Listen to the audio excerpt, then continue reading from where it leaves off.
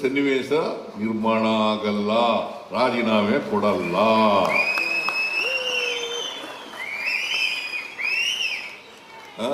ಕೊಡ್ಬೇಕಾ?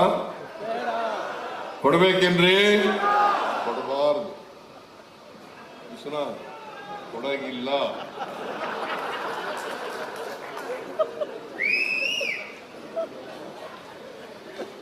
ನಾನೇನು ತಪ್ಪು ಮಾಡಿಲ್ಲ. ತಪ್ಪು ಮಾಡದೆ ನನ್ನ ಮೇಲೆ ಸುಳ್ಳು ಆರೋಪಗಳನ್ನು ಮಾಡ್ತಾ ಇದ್ದಾರೆ. ಅದರಿಂದ I am not going to resign. I will fight politically.